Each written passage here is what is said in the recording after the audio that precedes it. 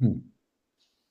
E já estamos gravando agora, e aí hoje nós vamos fazer uma conversa bem aberta, bem um bate-papo sobre espírito e matéria. E aqui com o objetivo da Exatamente. gente destrinchar com a visão mais filosófica e despretensiosa, desprendida da religião, não é? Uma Exatamente. filosófica, pragmática, como a gente vem conversando, como a gente vem discutindo. E aí a gente está falando aqui, né, Djamas, sobre reconciliação entre espírito e matéria. E aí quando a gente É isso. pergunta, será que dá para diferenciar o espírito da matéria? É uma pergunta interessante. Veja, o espírito está sempre ligado à matéria. Nós estamos aqui conversando, nós somos dois espíritos ligados a uma matéria. Logo, elas têm condições de se interligarem. Então, se o espírito pode se interligar com a matéria e vice-versa, eles têm um complemento um do outro. Os dois podem se associar. Logo, não são diferentes. É isso, a gente está até trazendo um pouco para a teoria atômica, né? Que no início, lá nos gregos, pensando o que Uhum. seria a partícula indivisível da matéria. E aí foi Isso. aquela projeção da bolinha menor, que é a menor O partícula. átomo é E aí o a gente indivisível. foi destrinchando, destrinchando e não encontrou matéria, no final das contas. É, Encontrou uma exatamente. probabilidade de possibilidades. E o que é interessante, não é? Você veja que Leucipo e Demócrito partiram de algo interessantíssimo. Eles viram, digamos, o raio de sol que entra por uma flecha e um bocado de poeira rodando no meio. Olha, É. daí veio a ideia. Veja que o negócio é bem arquetípico. Ah? Uhum. Quer dizer, o arquétipo pegou aquilo e disse assim: será que não é tudo formado por pontinhos assim, por coisas que são. Ele aí deu o nome de átomos indivisíveis, que são diferentes e se juntam e formam as coisas? Olha, veja. Que coisa interessante. Como ele começou a pensar isso. Inclusive, olha o que ele vai dizer. Né? Você sabe, a alma também é feita desses átomos, um átomo diferenciado. Uhum. Vão mais longe, e aí começa uma visão semimaterialista. Quando o corpo morre, esses átomos existem durante um período, depois se dissolvem. Olha aí. Quer dizer, a alma também é atômica, ligada a uma estrutura atômica.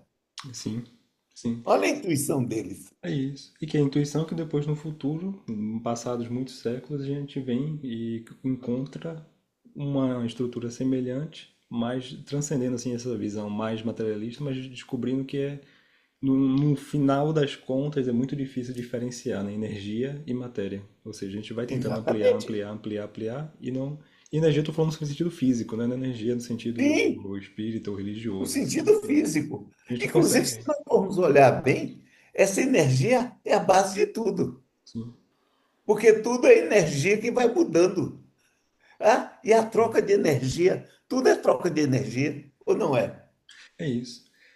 E a grande questão que fica, Djalma, é até que ponto vale a pena a gente tentar estabelecer essa distinção tão clara entre espírito e matéria, e até que ponto isso pode ser benéfico, até que ponto isso pode ser prejudicial, criar uma cisão em vez de uma conciliação, não é? Mas uma visão já existe.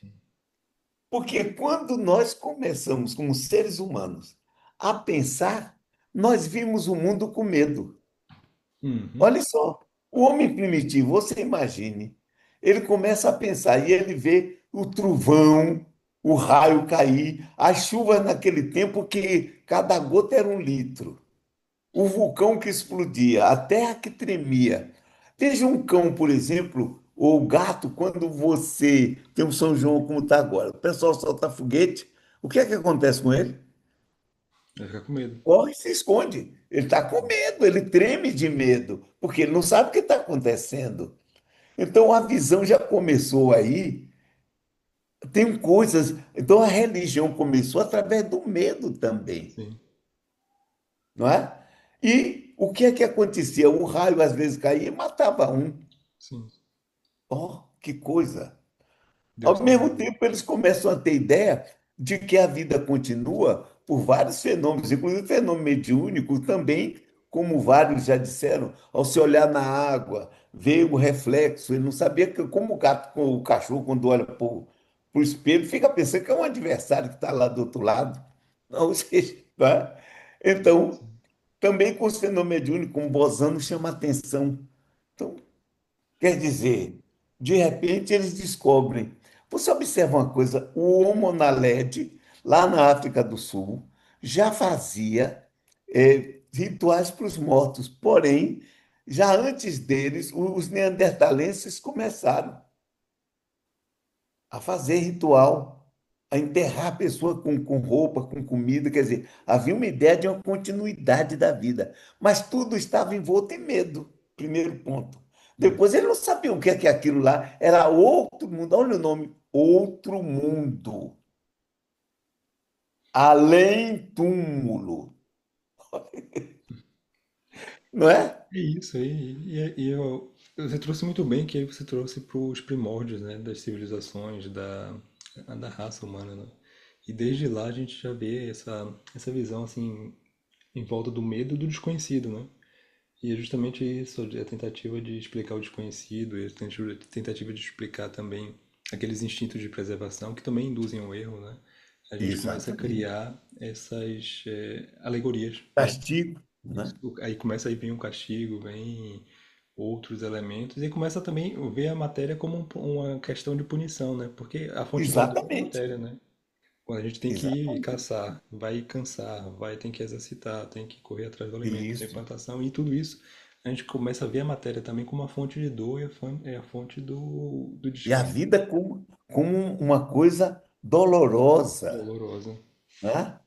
E, E inclusive, essa vida é sempre assim. E as pessoas começaram a pensar o quê? Do outro lado deve ter uma recompensa. isso, e um Deus que pune para a gente estar aqui. Exatamente. Então, se eu fizer tudo o que Deus quer, se eu fizer sacrifícios para Ele, inclusive sacrifício humano, é o que se faziam no início, Sim, tá? Então, eu vou aplacar a ira dele. isso. Olha que interessante você falou, o sacrifício humano, desde o princípio a gente Isso, já vê o humano tem que ser sacrificado para agradar um Deus que transcende o humano. A condição humana exatamente. sendo sempre na posição do sacrifício, né, da posição dolorosa. Exatamente. Então, e os deuses são fantásticos, existem, tem todas as paixões humanas, que é uma projeção antropomórfica, e ao mesmo tempo nós temos que atendê-los. E se você vê bem, na religião, na mitologia grega, os deuses gostam que os homens façam sacrifícios para eles. Sim. E são Então, eles agradados não por isso. querem que acabe a raça humana, não, mas a raça humana é em função deles, não o contrário, Sim. não é? É, é.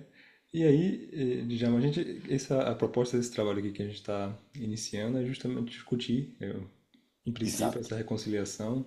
E isso que a gente está discutindo aqui está um pouco bem ligado. Primeiro, a gente preparou o material para quem está nos ouvindo e tem os slides desse material.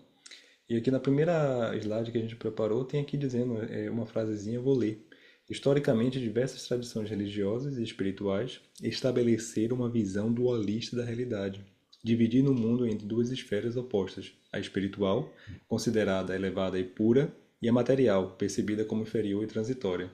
Essa apresentação aqui que a gente vai fazer nesse trabalho, nessa discussão, vai explorar essa dicotomia, né, um pouquinho como a gente já está fazendo aqui, mas eu queria ler para vocês essa primeira frase que a gente tem aqui, justamente por isso, né, que está fazendo bem uma síntese do que a gente está falando, essa dicotomia entre a visão do Isso. mundo espiritual, que é onde estão os deuses, onde está o Olímpio, aquela coleção de deuses esperando por serem louvados, serem idolatrados, serem oferta de sacrifícios, como o Djalma já trouxe aqui.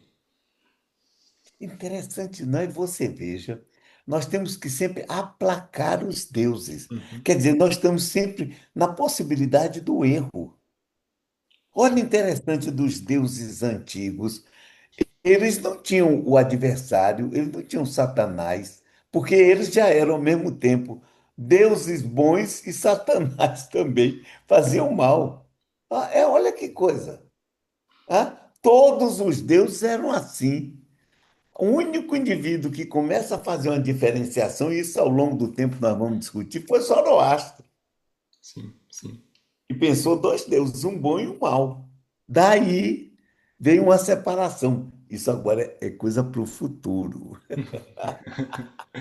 É isso. Mas voltando aí para esse assunto aí, que a gente vai discutir mais detalhado por futuro, como o Djalma disse aí, Isso. esse tema, mas voltando para o tema dessa divisão, o que é que acontece? Que é interessante que isso que a gente está falando aqui não é só uma questão da religião ocidental ou do cristianismo. Não. Não, a gente vai encontrar o princípio de divisão, espírito, matéria, ser, né, individualidade e matéria, e essa oposição, esse antagonismo em diversas religiões.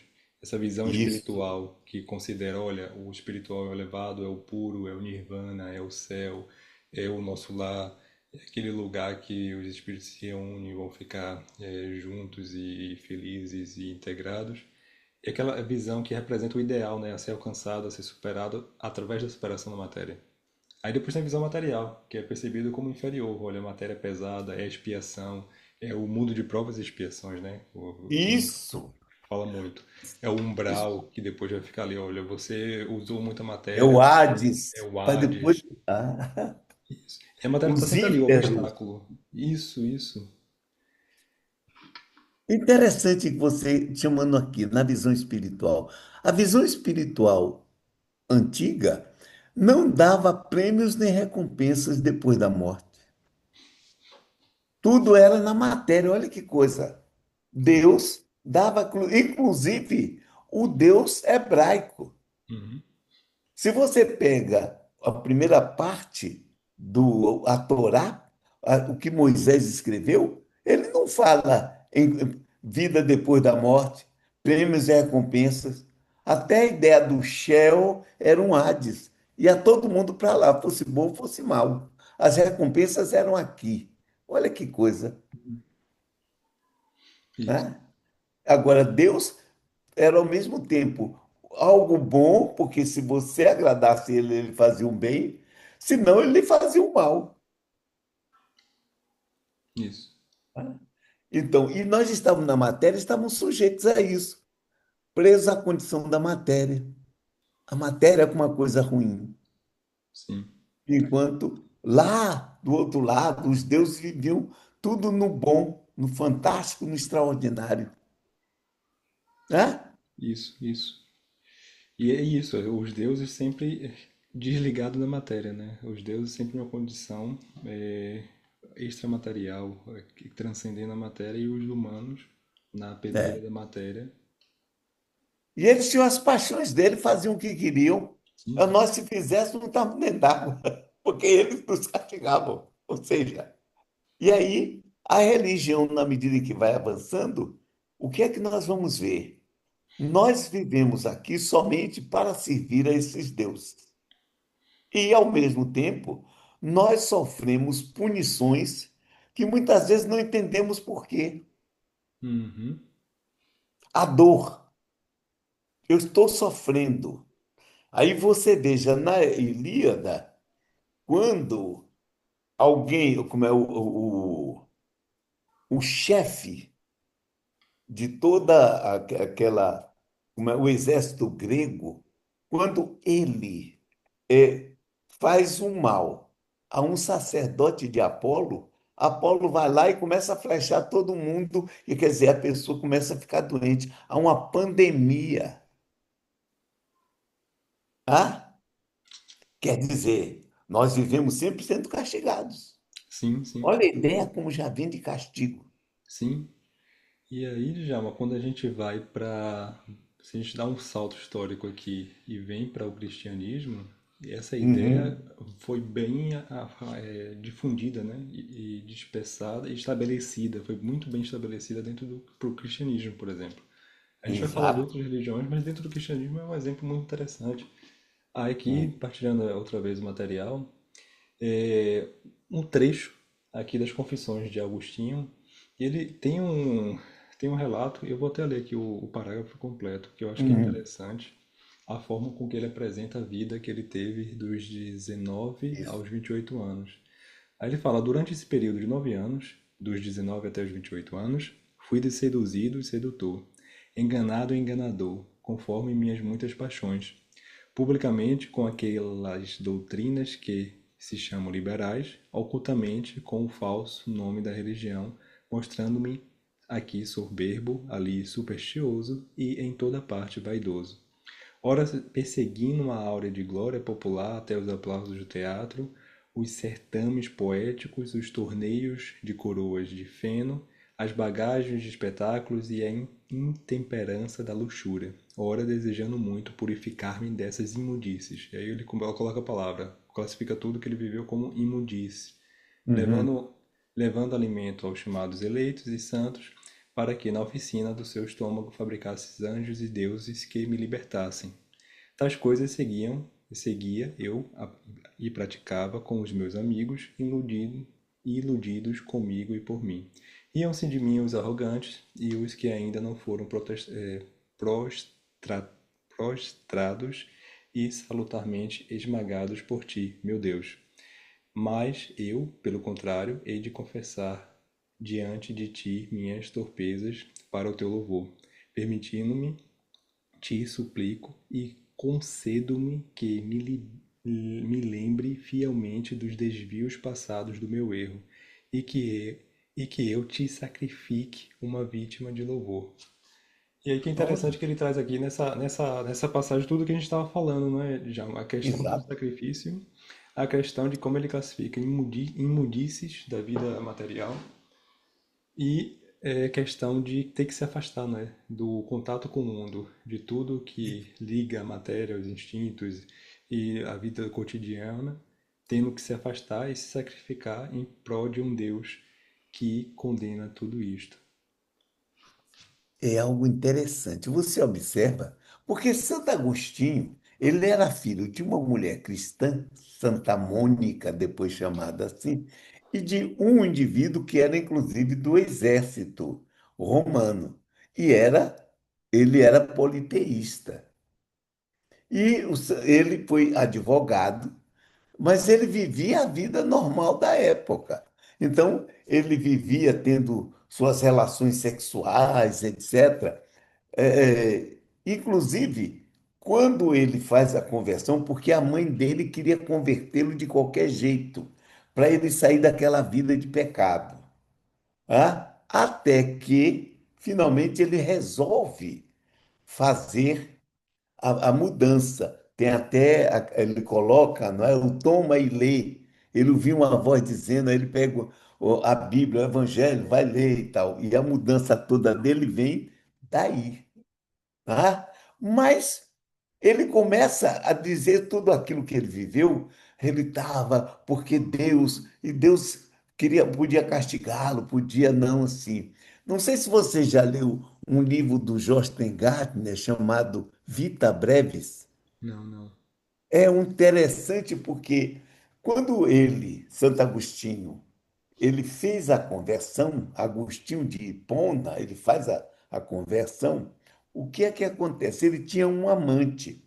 Hum, Quando ele se converteu, ele tinha um filho com essa amante.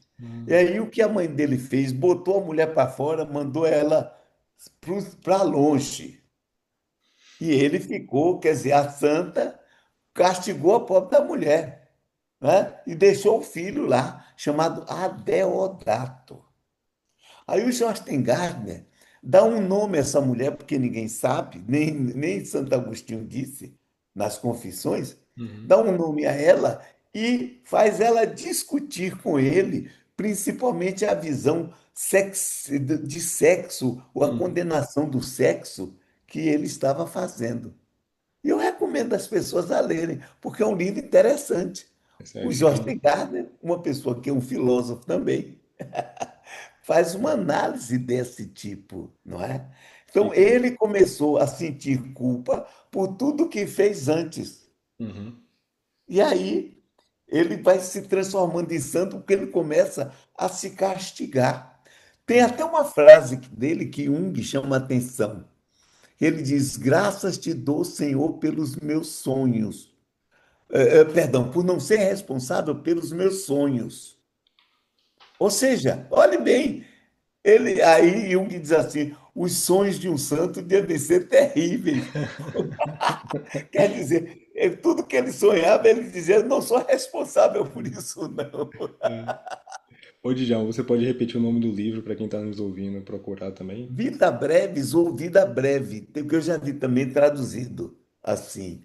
E, inclusive, se encontra em PDF, tranquilo, sem muito problema. Né? Recomendação de leitura, quem tiver É interesse. uma recomendação e é interessantíssimo sobre essa área. Mas e você vê, não é, Djalma, a questão da transição de uma visão mundana para uma Isso. visão divina. E aí ele, para essa transição, ele sai de um polo, vai para o outro, e agora identificado com outro polo, ele tem que negar e destruir tudo que significou para ele o outro polo. Inclusive a amante dele. O corpo é o mal. O corpo mal, o sexo é um Quer mau dizer, as produto. paixões do corpo estão levando a gente para o inferno. E agora imagina o conflito que ele viveu o resto da vida dele. Mas, claro, a culpa. O Isso. porquê? A religião é baseada na culpa. Sim, Quanto mais faz você se sentir culpado, mais ela lhe domina. sim. Não é? Olha aí. Quanto mais. Observe uma coisa nessa evolução da religião. No início, todo mundo, a alma ia para o Hades, fosse em qualquer religião. Ninguém Uhum. ia ter prêmio nem recompensa. Somente depois dos mistérios de Orfeu acontece isso. E para os hebreus, somente depois que eles foram para o cativeiro da Babilônia. Uhum. Quando o Ciro os libertou de volta, começa a aparecer Satanás, o adversário. Porque antes é Deus que faz tudo. Né? E Satanás é um adversário. E é invisível. Se você pegar depois da volta, tem o livro de Jó. No livro de Jó, Jó recebia tudo porque era fiel a Deus. Aí um dia que é bem dito assim, o dia que os filhos de Deus foram a ele, Satanás foi junto. Aí Deus pergunta: o que é que você tem feito? Ele aí diz: rodando aí pelo mundo. Olha, é uma conversa de amigo.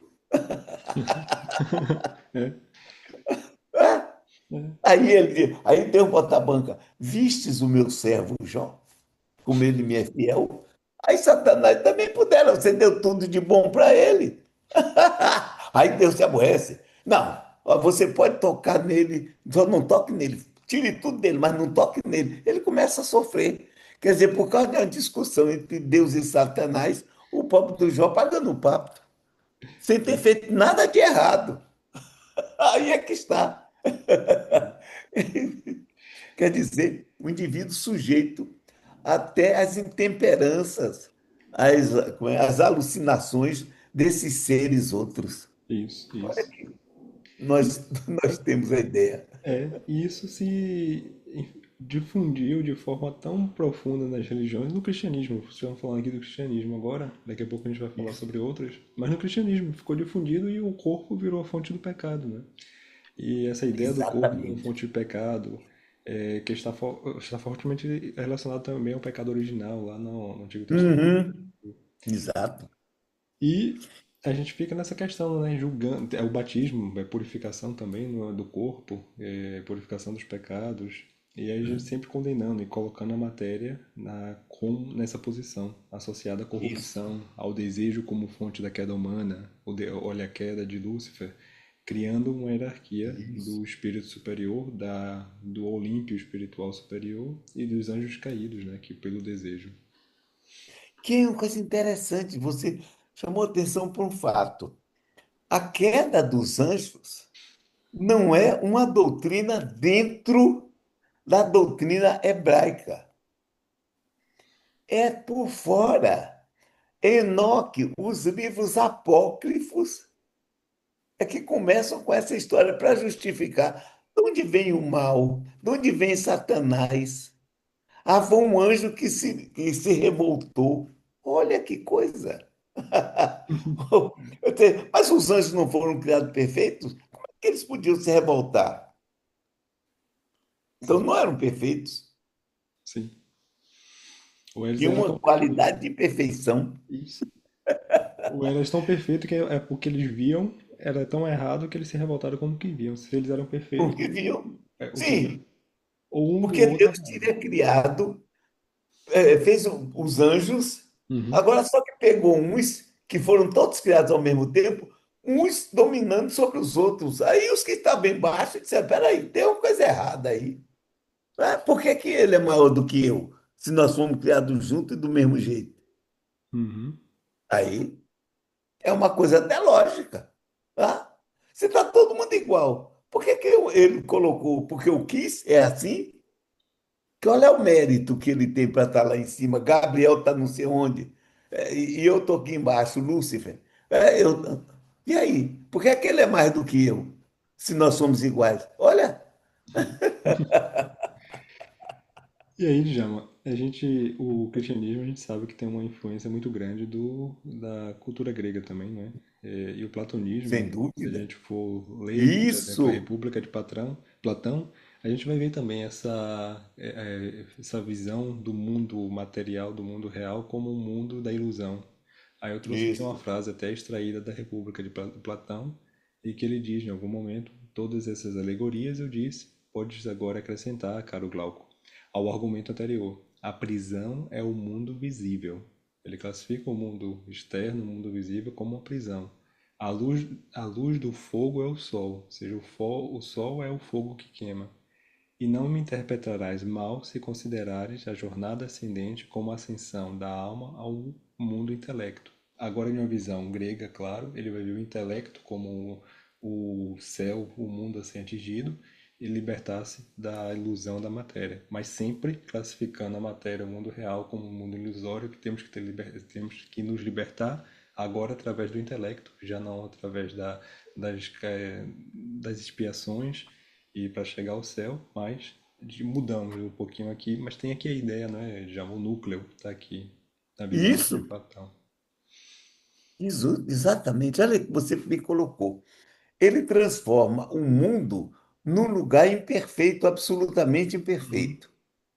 Tá? Enquanto que o mundo das ideias é que é formidável. Inclusive, aquilo que nós aprendemos aqui vem do mundo das ideias. E projetamos no mundo, nessa caverna onde nós vivemos. É uma visão sempre negativa. Sim. Hã?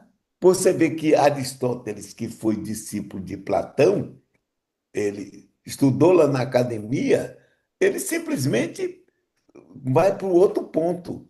Nega esse negócio todo, ou seja, começa uma luta ali entre materialismo e espiritualismo, né? Um só E- vê a matéria, o outro só vê o espírito. E Isso. começa esse dualismo que a Uhum. gente está conversando aqui. O espírito e matéria, quer dizer, um está de um lado, o outro está do outro. Sim. Um é bom, o outro é mau. Espera aí. Quer dizer, e para que a gente se liga à matéria? Como Platão diz, nós estamos reencarnando. Segundo ele diz, Sócrates falava, mas a gente só sabe o que ele escreveu, então tudo bem. Então, nós reencarnamos. Olha que coisa. Quer dizer, ao encarnar é ligar à matéria. Sim. Olha, E diga. não, diga, João. Interessante, a gente está falando também platonismo, falando de cristianismo depois. Orígenes vai lançar uma ideia apocatástasis. Primeiro, ele diz que existe antes o espírito, antes de encarnar, ele já existe, está no mundo espiritual.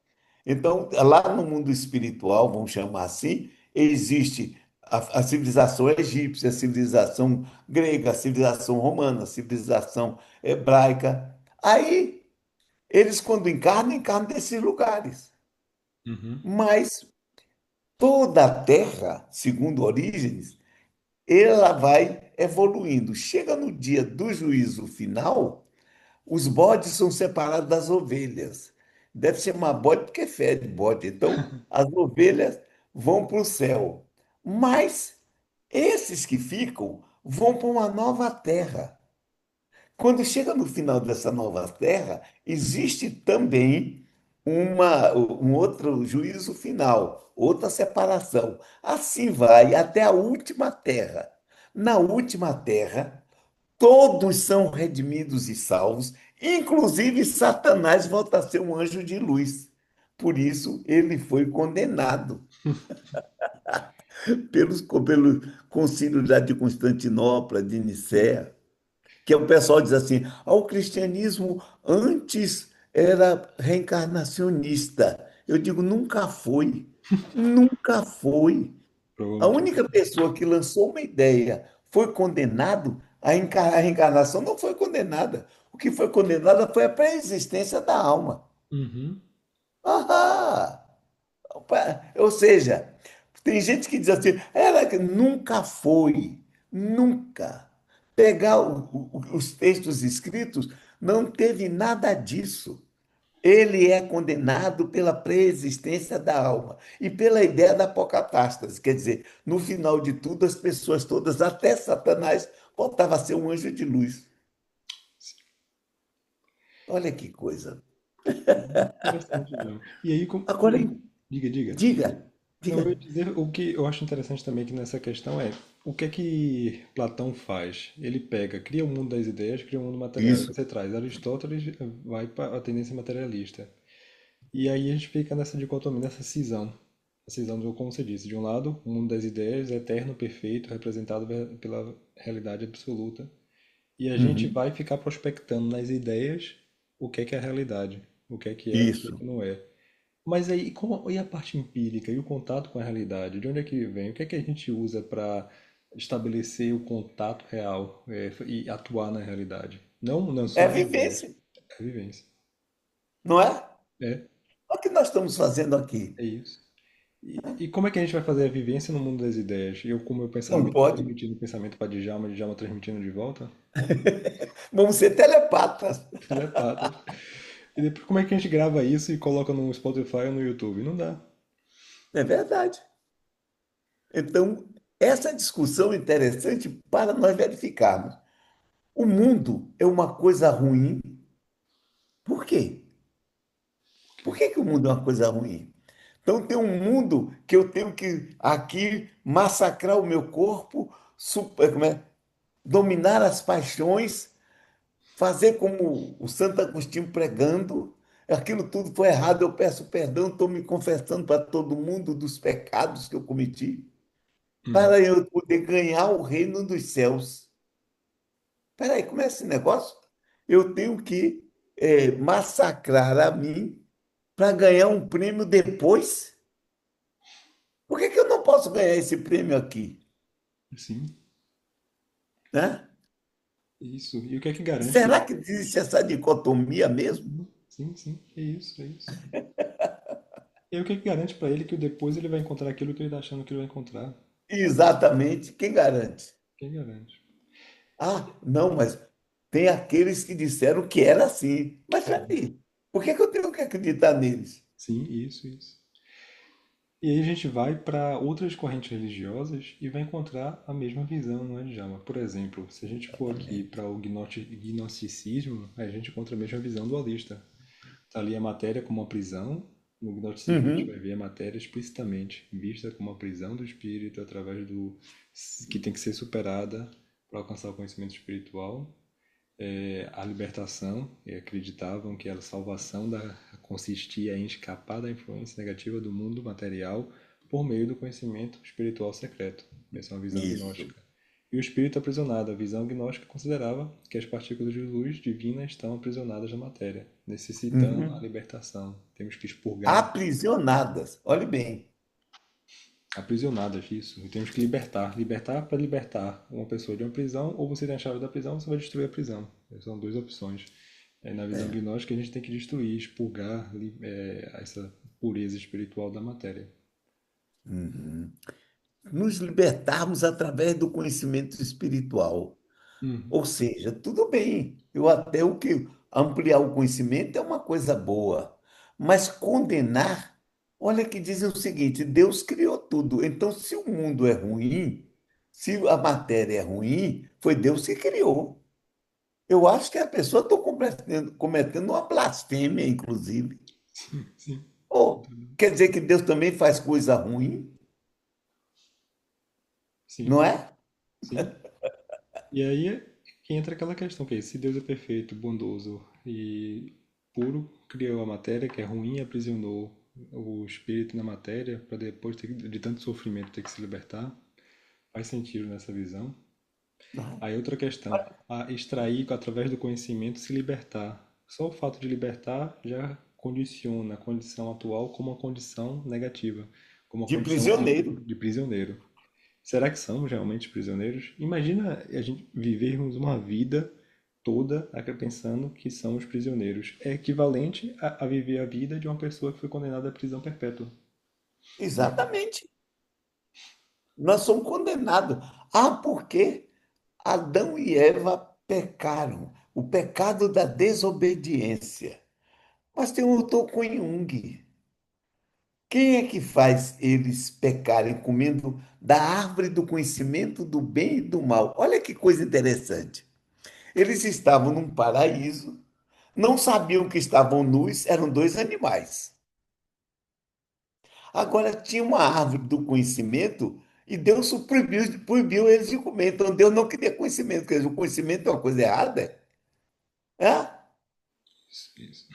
Aí vem uma cobra, faz amizade com Eva e faz ela comer. Uhum. Leva ela a comer. Aí eu estou com Jung. Quem fez a cobra e colocou no paraíso? É isso. Hein? Quem foi? E ele queria o que com isso? Não sei, mas quem fez a cobra é tão culpado quanto Eva.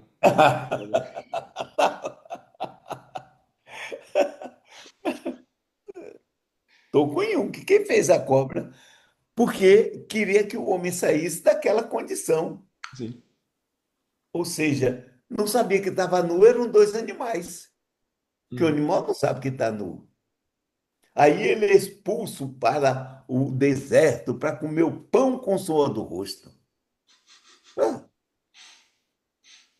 É sempre uma visão alegórica tentando justificar justamente a justificar o sofrimento humano e justificando isso exatamente. como algo condenável, não? Como condenado. E o que é que eu tenho que aqueles dois lá fizeram? Eu não estava lá para dar meu palpite, minha opinião. É isso. Gente, e aí eu sou condenado pelo que eles fizeram. Ah, qual é? Mas, Eu sabe, já nasço impuro? já nasce impuro até ser batizado. Exato. Aí, Portanto, Djalma, essa isso visão. não é um problema de crítica contra ninguém, Não, mas é um raciocínio em cima lógico de uma coisa. e tanto que não é uma crítica com seletiva que a gente trouxe aqui também o hinduísmo. Não é só no Hinduísmo, cristianismo, não é só exatamente. na religião hebraica que tem essa visão. Se a gente for para o hinduísmo, a gente vai ver trazer aqui a questão do Maya. O conceito de Maya Isso. define o mundo material como ilusão temporária que afasta o indivíduo da realidade espiritual e eterna, do Brahma. Oi, olha que coisa que você colocou bem nesse ponto aí, ô Maia. Quer dizer, o indivíduo está vivendo uma ilusão, ele é obrigado a viver na ilusão. Se ele vive na ilusão, ele vai fazer o quê? Ele é Ah, eternamente tem uma iludido. história interessante sobre isso, me permita, que estava Brahma, inclusive, com uma alma, um Atma, é, nos espaços siderais, voando. E aí, aquele Atma pergunta a ele: o que é Maya? Aí ele pega e faz o indivíduo nascer. E o indivíduo nasce, vai ser um guerreiro, dominando coisas, dominando tudo, aí desencarna, volta a reencarnar, reencarna com uma mulher, mãe de vários filhos, etc. Desencarna, aí reencarna como um sábio. Tal. Depois de uma série disso, é, ele tira a alma de volta e diz assim: agora você sabe o que é Maia? Uhum. O indivíduo é colocado em situações ilusórias e ele diz: então você já sabe agora o que é Maia? É isso. Tá? E aí a gente vive dentro dessa visão hinduísta, tudo que é à nossa volta é uma grande ilusão da matéria, do mundo da matéria. e precisamos libertar. E aí vem a questão do Sansara, que é o ciclo de nascimento, como você já trouxe, né, Djalma? O ciclo de nascimento e morte do qual o espírito busca se libertar, transcendendo a ilusão da matéria. Ou seja, vai e volta, sofrendo, sofrendo, sofrendo E na tem natureza da que, matéria. ser contra isso, né? Tem que Sim, começar a descobrir a realidade espiritual para sair disso. isso. E aí tem a questão também do Mosca, que é a libertação espiritual alcançada quando o indivíduo transcende a ilusão do mundo, da matéria e realiza a sua verdadeira natureza. Ou seja, só quando você consegue transcender, deixar para trás a matéria, que você vai, nessa visão, você vai conseguir conhecer a sua verdadeira natureza. É a questão que fica, mas se a verdadeira natureza estiver nas entranhas da matéria e se a gente precisa se afastar, destruir a matéria para conhecer a verdadeira natureza, como é que a gente vai resolver esse conflito? É. Olha, interessante aí, você chamou atenção para algo importante, né? Um conflito criado entre espírito e matéria. O espírito de um lado, a matéria do outro. O espírito e o espiritual é o ideal. A matéria não é, quer dizer, já foi criada uma armadilha para o espírito. Mas o que é que está no fundo disso que as pessoas dizem? Está o conhecimento, não é? Uhum. Desenvolver conhecimento. Então, eu me ligar à matéria para quê? É? Para desenvolver conhecimento ou não? Sim, sim. Eu te pergunto, João, quais são as duas vias que a gente conhece para desenvolver conhecimento? Uma, Platão disse lá, o pensamento. E a segunda é a pragmatismo, a vida empírica. É verdade material. Ah, e no fundo, a gente vai cair naquilo que já conversou. É, eu tenho um corpo, quando eu me ligo ao corpo, eu crio um ego. Uhum. Então, quem sou eu? Eu sou a essência. É aquilo que um vai chamar de self, não é? Então, na verdade, eu sou uma experiência enquanto ego. Olha, É nós isso. vamos ter muita coisa para discutir nessas Sim, João. nossas conversas. Sim, sim. E para a gente afirmar novamente a posição que a gente está trazendo aqui, Djalma, que não é preferencial, não é um discurso contra uma determinada religião nem nada Não, disso, vamos trazer aqui a visão budista também. Já trouxemos a visão isso. cristiana, gnóstica, trouxemos a visão hinduísta e agora falar da visão budista, que também está lá. O desejo está identificado como a causa fundamental do sofrimento. O desejo é considerado a razão principal e fundamental do sofrimento. Apego aos desejos mundanos é visto como obstáculo à iluminação. E aí o budismo, e aí a gente fala, hoje em dia até muitas correntes falam muito do caminho do meio, que é uma teoria interessante, uma ideia interessante, mas se a gente for por detrás de destrinchar, o caminho do meio proposto pelo budismo está embasado no fato que nós temos que eliminar os desejos. O caminho do meio passa pela eliminação dos desejos. Quer dizer que eu tenho que desejar me libertar do desejo, é isso? Talvez. Então, o meu desejo de me libertar do desejo me leva Ao Nirvana, que aí é o céu. ao nirvana. Olha que coisa interessante. É Se isso. libertar do desejo. O desejo de me libertar do desejo. Pode uma coisa dessa? Está lá entranhado também na visão budista, não é? É verdade. Sim, Ou seja, a matéria não presta, o desejo não presta, porque isso deve estar no corpo. sim, Eu tenho que macerar o meu corpo, como e- fazem os yogas, fazem isso também. isso. Né? Como mais tarde, São Francisco de Assis chamava o corpo de irmão burro. Aí Sim, passava fome, fazia jejum, tinha que massacrar o corpo. O coitado do corpo, que já é um problema, ele cria um problema para o corpo. sim, Ou seja, que dualismo infeliz é esse? sim. Que a gente tem que ser dualista, mas vamos aprofundar. E o monismo onde fica? Uhum. Uhum, E aí, Djalma? não é? É. Isso. E o monismo onde fica? Essa é a questão que a gente está discutindo aqui. É importante ressaltar também, Jama, que o que a gente está discutindo é a visão dualista na Isso, natureza da religião. Claro, tem muitas outras vertentes que a gente está trazendo aqui para essa conversa, né? Mas o foco é essa visão que condena a matéria de uma ou outra perspectiva, do pecado original, do mundo das ilusões e de todas essas questões, sempre condenando a matéria, não é? inclusive o próprio Espiritismo, que vê o mundo como um mundo de expiação e de provas. Nós estamos aqui para sofrer.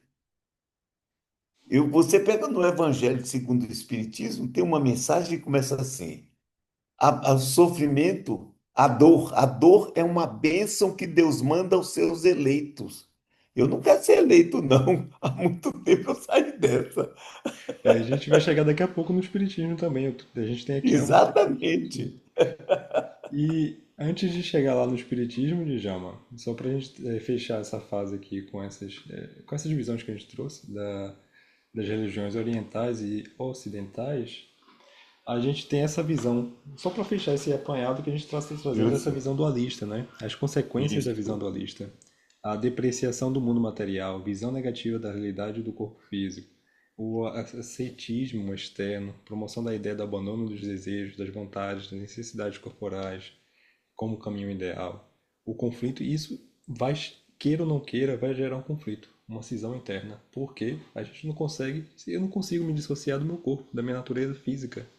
Se eu nego ela, se eu prego a libertação dela, eu estou pregando uma visão que condena a minha condição, tornando-nos sempre condenados.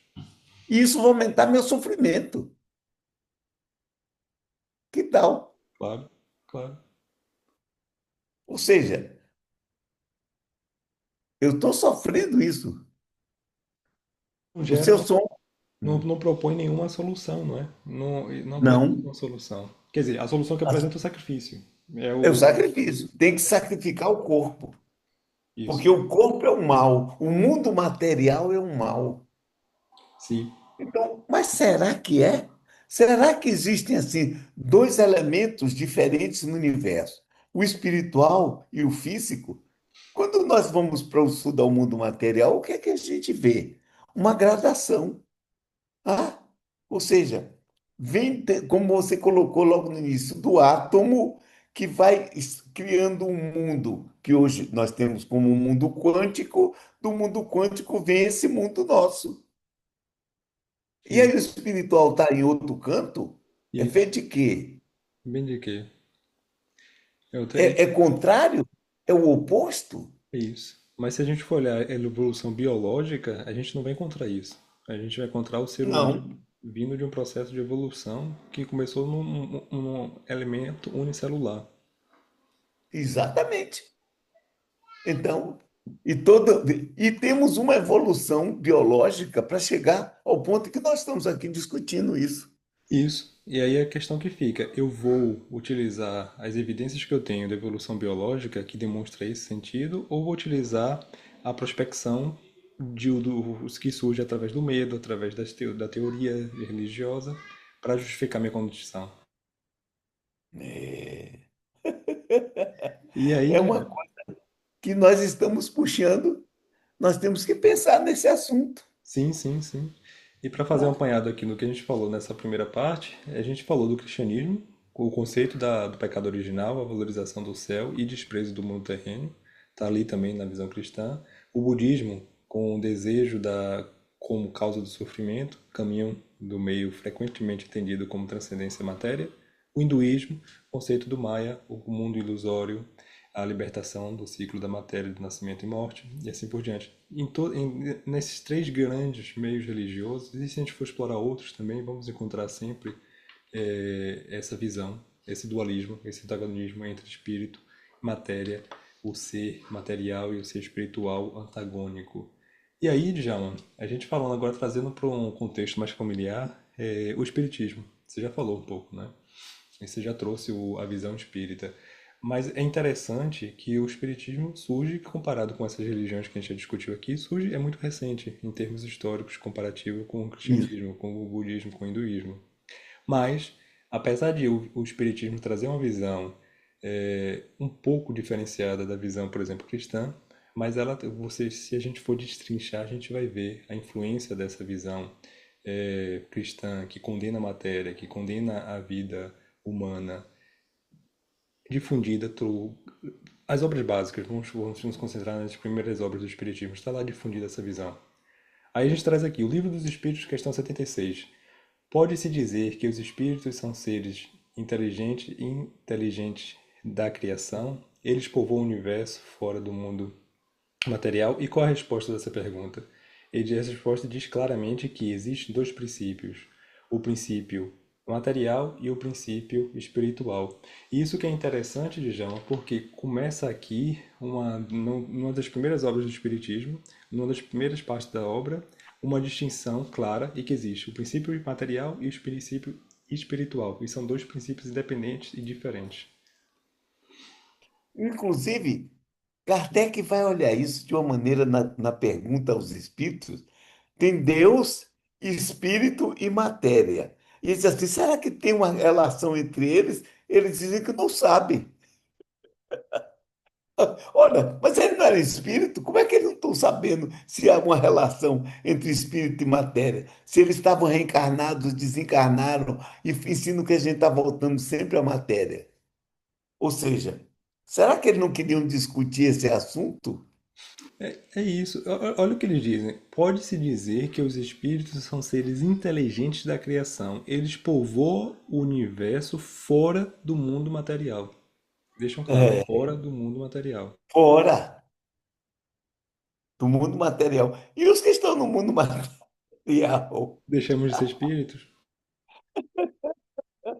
entendeu?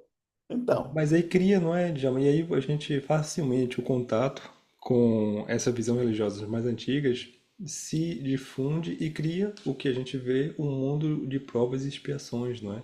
Cria um umbral também para condenar. ou seja, veja bem, quer dizer, tem sempre um mal em volta na matéria, agindo sobre a matéria. E quando nós estamos na matéria, estamos sujeitos ao mal. Né? Olha, então quando nós vamos para o outro lado, que vamos para esse tal dessa região de passagem, que umbral é uma região de passagem, o que é que vai acontecer? Nós vamos levar esse mal conosco. Sim, Mas o mal veio daqui. sim. E a outra questão que é interessante, se a gente for aqui agora, na questão 79, aí diz o seguinte: os espíritos são a individuação do princípio inteligente, como os corpos são a individuação do princípio material. O que é que isso abre Uhum. espaço? Justamente para a matéria nunca ser possível de ser alcançar uma condição além de uma condição inanimada, e não individualizada, ininteligente, inanimada e impura, né? A gente abre Exato, espaço. Não digo que está escrito naquela frase, mas que abre espaço para uma interpretação que existe. Aqui é o espírito, aqui é matéria, e a matéria, sempre será matéria, e não há de evolução, não há um processo de aprimoramento. Que é o contrário, apesar do espiritismo não ser contrário à ciência, não ser contrário à evolução biológica, mas que isso implicitamente está contrário à evolução biológica, porque exatamente, se a gente vai analisar a evolução biológica, a matéria conseguiu evoluir, se diferenciar, se aprimorar e se complexar. exatamente. A consequência daqui, não é? Isso daí nos coloca sempre na visão tradicional. O espiritualismo vai sempre pela visão tradicional.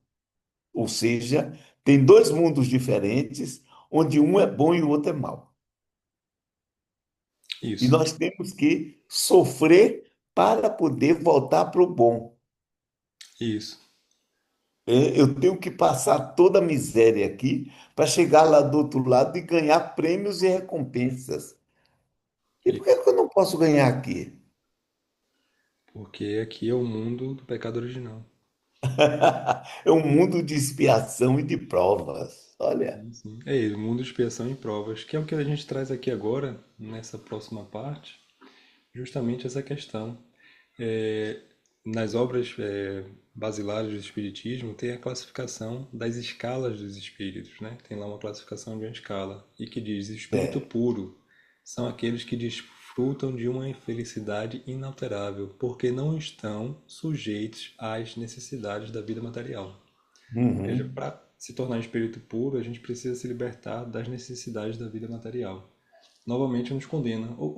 Aí o que é que põe isso implicitamente no inconsciente das pessoas que interiorizam essa ideia é o fato de que eu preciso me libertar dessas necessidades da condição material para me tornar um espírito puro.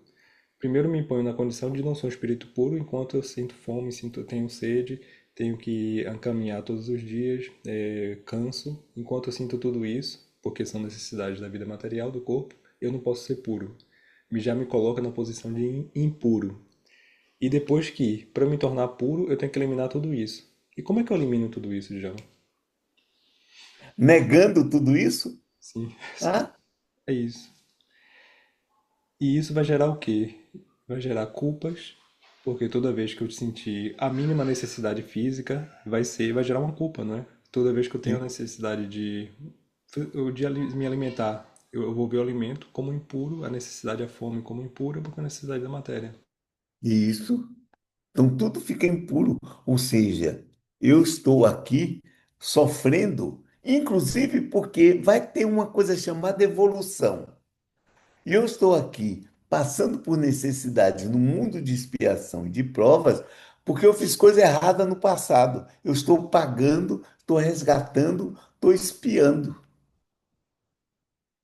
Ou Isso, seja, tudo que me aconteça pode ser uma expiação. Se eu peguei um câncer, foi porque eu estou expiando algo que eu fiz no passado. Se eu nascer sem braços, é porque eu fiz o mal com as minhas mãos. Aí eu estou pagando, estou sofrendo sem braço.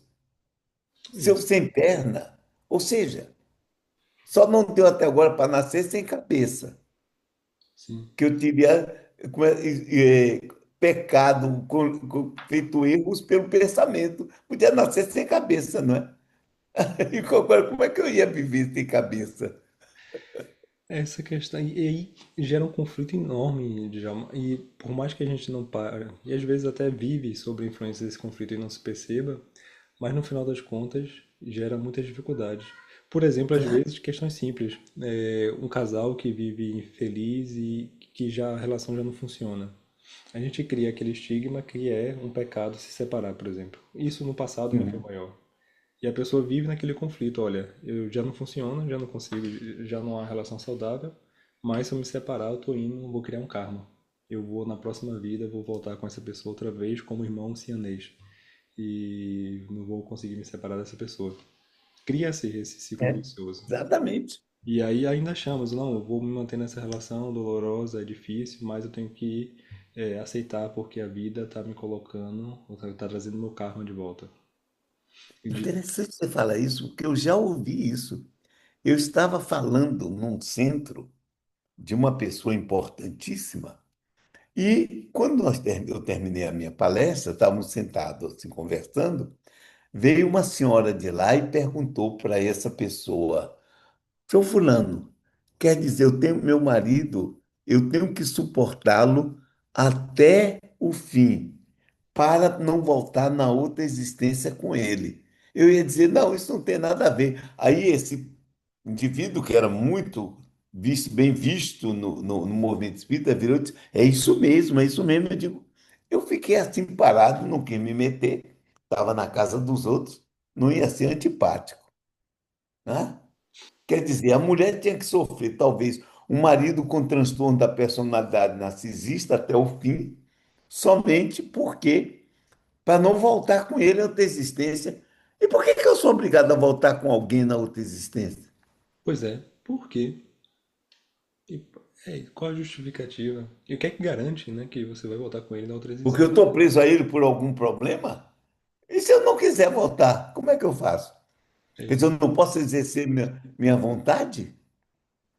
Não sabendo que até provavelmente o próprio medo disso acontecer vai ligar as pessoas, né? Porque liga psiquicamente. Exatamente, pronto. Você disse tudo. E a gente se vincula psiquicamente com um sentimento de culpa, por um medo, por uma visão Exato. que condena a matéria. Porque a exato. pessoa está Como ali você, sofrendo. Qual o instinto? Quando a gente está em uma posição de sofrimento, nosso instinto é de preservação, é de encontrar um lugar que não nos ponha naquela condição. É um instinto biológico, um exatamente. instinto animal. Mas aí a gente sente aquele instinto, eu preciso me proteger disso. Mas não, aí vem a ideia religiosa que diz, não, você tem que ficar aqui porque você está cumprindo o seu karma, você no passado, na vida não sei quanto, você cometeu algum crime contra essa pessoa e agora você veio para sofrer a punição do que você fez. É uma visão bem pesada, não é? Bem grotesca. Exato. Exatamente. Eu tenho que sofrer para poder ganhar alguma coisa. Só ganho pelo sofrimento. Quer dizer, eu tenho que sofrer para me libertar. Sim, Quer dizer, não existe outra forma? não. E o mais triste disso tudo, Djalma, é que a gente perde nossa individualidade no sentido que as nossas decisões, por exemplo, no caso dessa senhora que você narrou, provavelmente se ela decidiu ficar com o companheiro, foi porque uma visão religiosa oprimiu a tendência individual dela. E ela E ela vai cedeu. ver infeliz.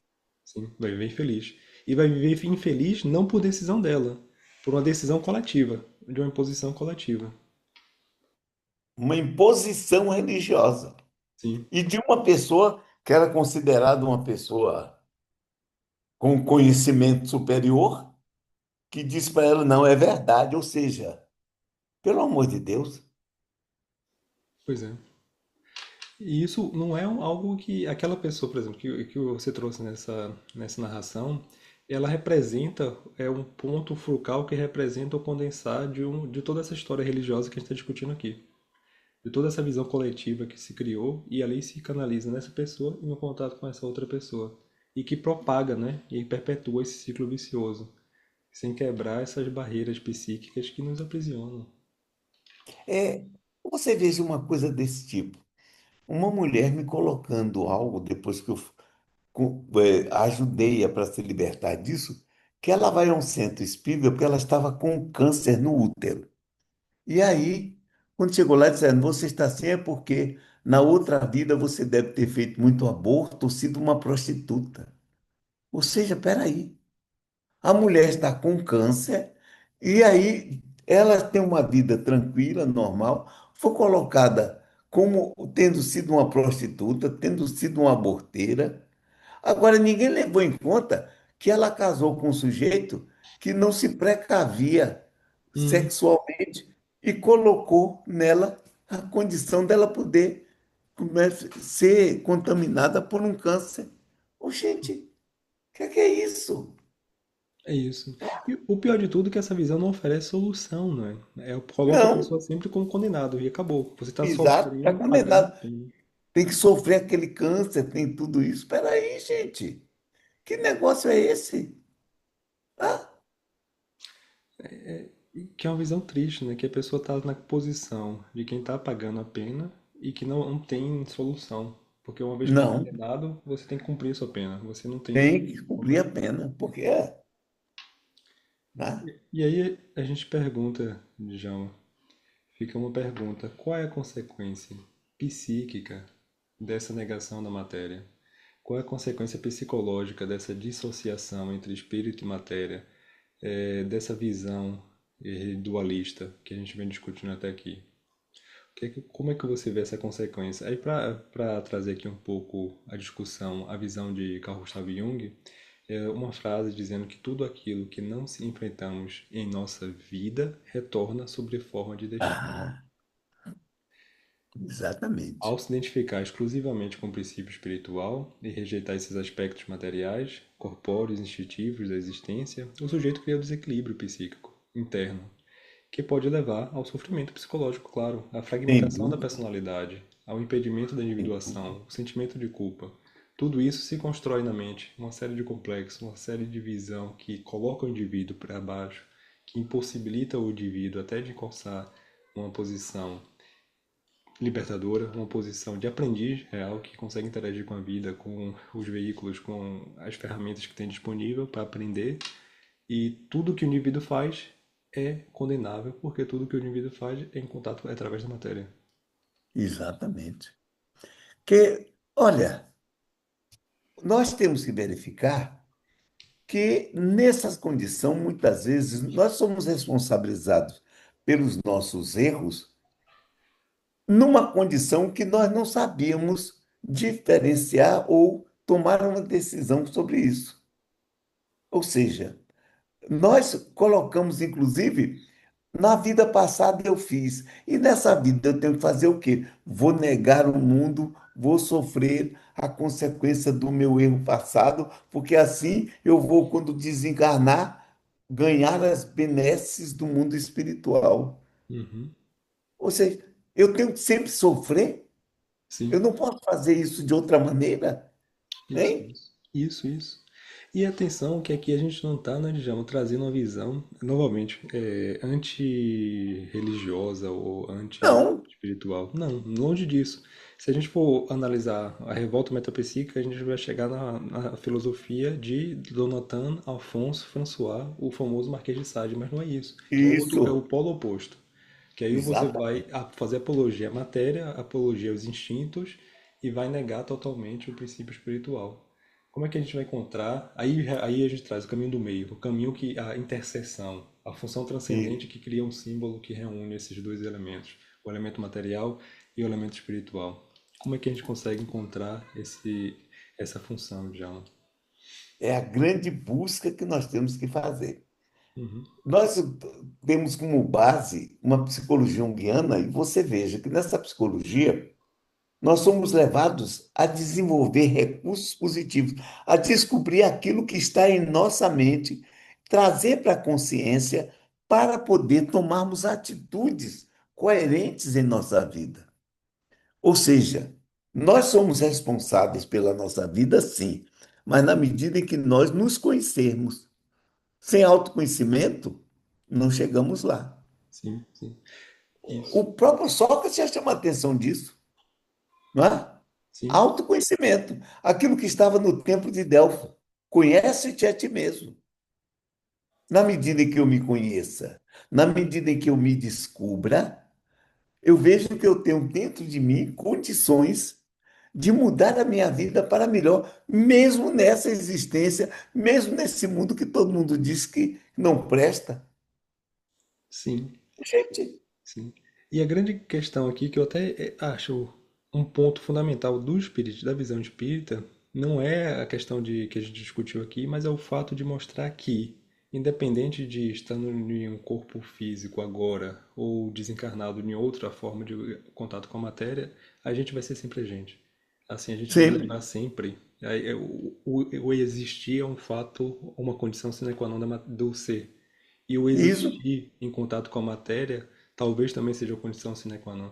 E o que é que a gente vai fazer? Vai exato. esperar o futuro, um futuro que a gente vai sofrer agora, ou para um futuro, que o futuro não vai ser o mesmo, porque nós não vamos ser os mesmos, enquanto nós não nos experimentarmos, enquanto nós não nos descobrirmos em nossas todas as componentes, material e espiritual. É. Então, nós temos é que começar a fazer um trabalho de autodescobrimento aqui e agora. Isso. Aí é que está.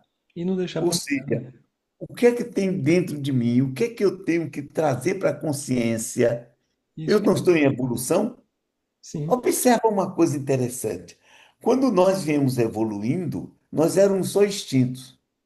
Quando nós começamos a raciocinar, o mundo sofreu uma transformação. sim, Foi quando nós adquirimos o ego, começamos a pensar, a logicar. Nós começamos a criar uma visão maior da vida, que o animal não tem. O animal age sempre no instinto, nós agimos sempre no instinto. E sim. ao ver isso, nós começamos a descobrir que existe uma dualidade que nós precisamos integrar. Uhum. Não é separar. Olha que Jung propõe que eu faça uma integração entre o inconsciente e o consciente. Aquilo que em mim eu não tenho acesso, porque a consciência está restrita, é restrita, eu tenho que fazer uma ligação entre eles e começar uma conversa, um diálogo entre dois na função transcendente. Por quê? Porque as duas coisas não são diferentes. O que me acontece, e aí a gente vai ver ao longo do tempo, é eu estou aqui pagando ou eu estou aprendendo? tá? O mundo é de expiação ou de provas ou é uma universidade? Sim, É é, uma escola? é isso. E o interessante que você falava aí, Djalma, é que a gente evoluiu, adquiriu a capacidade de sermos seres conscientes, de racionalizar, mas nunca perdemos os instintos. Sempre tivemos. Não. Ou seja, isso é um significado que o quê? A gente vai adquirir novas ferramentas, mas não perde as anteriores. Se nós tentarmos negar as anteriores em detrimento das novas, a gente vai sempre gerar esse conflito, né? Esse- É o indivíduo que começou a negar o espiritual para ficar somente no material, terminou louco. Sim, Nietzsche. sim. E Nietzsche. olha que ele descobriu coisas que ele não aplicou na vida dele. Temos vários exemplos que fez o contrário, né? Nietzsche, Danton François, são exemplos que fez Isso. isso. Eles Ou negaram seja, totalmente o princípio espiritual para viver a matéria no mais intenso possível. E, isso vem de lá da Grécia também, sim, né? O epicurismo, olha, o hedonismo. isso. E a gente encontra exemplos de um lado e do outro, de um polo, que a gente falou Isso, da religião, errados, de um tanto lado um e do quanto o outro. outro. Porque sempre vai negar. E você vê que no final das contas, tanto um polo quanto o outro começam a se tocar no sentido que a apologia incansável à matéria vai gerar um novo Deus que torna-se matéria e vai gerar um novo céu que é a vivência do prazer. E o prazer também é momentâneo, a gente não consegue estender, perdurar eterno. E sempre vai haver o inferno, Exatamente. que é a ausência do prazer, que ele vai inexoravelmente existir. Cria-se os mesmos mecanismos, mas de um polo diferente. Interessante aí, você falou, eu falei aqui em Nietzsche. Nietzsche chamou a atenção para a condição do apolíneo e do dionisíaco. Se você vive apolineamente, você termina neurotizando. Sim, sim, Se você vive dionisiacamente, você vira uma besta fera. sim. Aí é a integração disso. Sim. Aí você precisa de viver um Hermes, consegue ir no céu e na terra e É. ligar. Ou seja, o que é que a gente vai ver? Tem alguma coisa aí que temos que achar uma forma de juntar esses dois, não negar um ou outro, juntar os dois. Ou seja, o espírito e a matéria, o mundo espiritual. Me lembro de Kardec, uma definição que ele dá que é interessante. O espiritismo é a ciência nova que vem revelar ao homem a existência do mundo espiritual e suas relações com o mundo físico. Observe que ele não fala, tem o espírito e a relação com o mundo físico. Ele fala o mundo espiritual, ou seja, a dimensão espiritual e a dimensão material, suas relações. Ó, Sim, eu acho que é isso que é o interessante a se ver. sim, As religiões buscaram fazer isso, mas quando elas levam a gente para a necessidade do sofrimento, vendo o mundo como um mal, eu acho que é uma dicotomia, como você disse, que nós precisamos superar. Os dois estão interligados. Há uma troca entre eles. Existe uma relação. Logo, um depende do outro. sim, E eles dois se completam. Se a gente separa, criamos uma cisão, um problema. sim.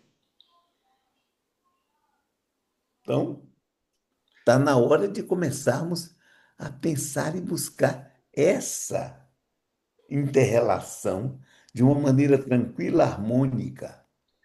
E foi esse o objetivo do trabalho de hoje, né, Djalma? A gente discutiu um Exato. pouco para promover essa reconciliação entre esses dois princípios.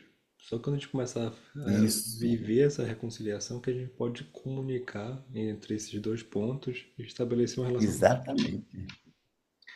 Djalma, foi uma excelente conversa. Ficamos por Eu, aqui.